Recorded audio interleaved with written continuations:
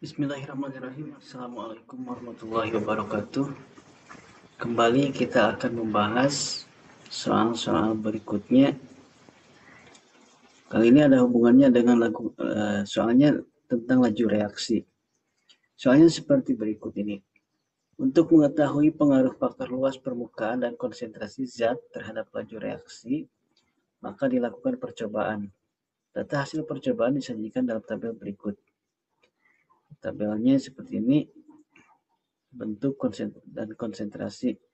Pertanyaannya, reaksi yang berlangsung paling cepat akan ditunjukkan oleh nomor. Ya, ini adalah faktor-faktor yang mempengaruhi laju reaksi. Kebetulan yang ditanyakan ini ada dua, yaitu bentuk itu hubungannya dengan luas permukaan. Jadi semakin luas permukaan suatu zat, maka laju reaksi semakin cepat. Kemudian konsentrasi zat, semakin tinggi konsentrasi zat, maka laju reaksi semakin cepat. Nah, dari ke-6 percobaan ini, yang akan paling cepat adalah pertama konsentrasi yang paling tinggi adalah 2 molar ini. Tetapi dilihat dari bentuknya, bentuk ini berhubungan dengan luas permukaan, yang akan semakin cepat adalah yang serbuk. Jadi reaksi yang nomor 3. Jadi jawabannya yang C. Kita lanjutkan soal berikutnya. Pada proses pembuatan amonia atau NH3 terjadi reaksi kesetimbangan sesuai persamaan berikut. Di reaksi kesetimbangannya, reaksi pembuatan amonia, delta H-nya adalah negatif 92 kJ. Dengan memperhatikan faktor-faktor yang mempengaruhi kesetimbangan agar amonia yang dihasilkan maksimal, maka dilakukan pengaturan berikut.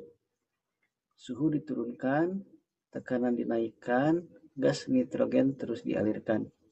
Artinya ini pereaksinya ya, gas nitrogen ini ditambah. Nah, langkah-langkah pengaturan yang tepat ditunjukkan oleh nomor. Nah, ini adalah faktor-faktor yang mempengaruhi kesetimbangan. Di mana faktor-faktor yang mempengaruhi kesetimbangan itu diantaranya yang pertama adalah suhu. Semakin tinggi suhu, maka kesetimbangan akan bergeser ke arah endoterm. Jadi ke arah endoterm. Jika suhu dinaikkan, maka kesetimbangan akan bergeser ke arah endoterm. Pada reaksi ini ke arah ke kanan, ke kiri, ke sini, ke hasil reaksi adalah eksoterm, tandanya negatif. Maka jika suhu dinaikkan, maka kesetimbangan akan bergeser justru sebaliknya, kan ke pereaksi. Nah, yang kedua, faktor yang kedua adalah tekanan. Jika tekanan dinaikkan, maka kesetimbangan akan bergeser ke persamaan reaksi yang koefisiennya paling sedikit. Dalam hal ini, koefisiennya pereaksi adalah 1 ditambah 3 jadi 4, sementara hasil reaksi 2. Jadi jika suhu dinaikkan, jika tekanan dinaikkan, maka kesetimbangan akan bergeser ke hasil reaksi, itu ke NH3. Dan selanjutnya, faktor konsentrasi. Nah, jika konsentrasi suatu zat ditambah, maka kesetimbangan akan bergeser ke arah berlawanan. Jadi sistem akan membuat suatu kesetimbangan baru dengan menggeser arah kesetimbangannya. Dalam hal ini jika gas nitrogen ditambah ini sebagai pereaksi, maka kesetimbangan akan bergeser ke kanan ke hasil reaksi semakin banyak. Oleh karena itu,